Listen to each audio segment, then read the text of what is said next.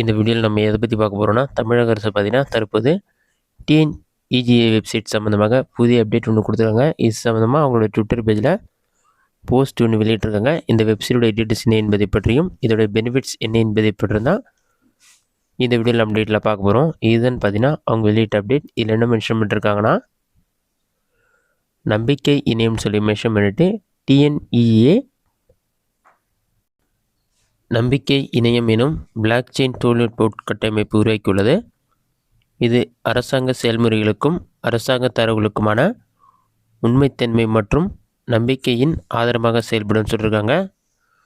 13 June 2023 அன்று செயல்பாட்டுக்கு கொண்டு வரப்பட்ட இம்முயற்சி நிர்வாகம் மற்றும் குடிமக்கள் சேவைகளை மேம்படுத்துவதற்காக அதிநவீன தொழில்நுட்பங்களை பயன்படுத்துவதில் தமிழ்நாடு அரசுகளுக்கு உறுதிப்பாட்டை வெளிப்படுத்துகிறது சொல்லி மென்ஷன் பண்ணிருக்காங்க.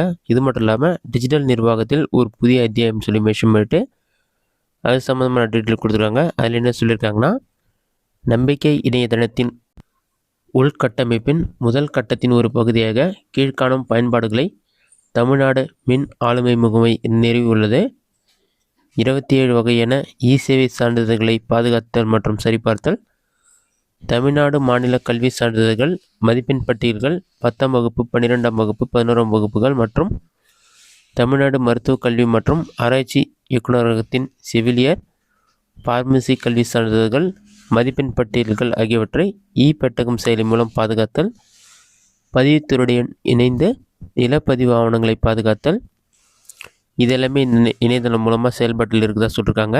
மாண்புமிகு தகவல் தொழில்நுட்பம் மற்றும் டிஜிட்டல் சேவைகள் துறை அமைச்சர் அவர்கள் பகிரப்பட்டதுன்னு சொல்லி மென்ஷன் பண்ணிருக்காங்க.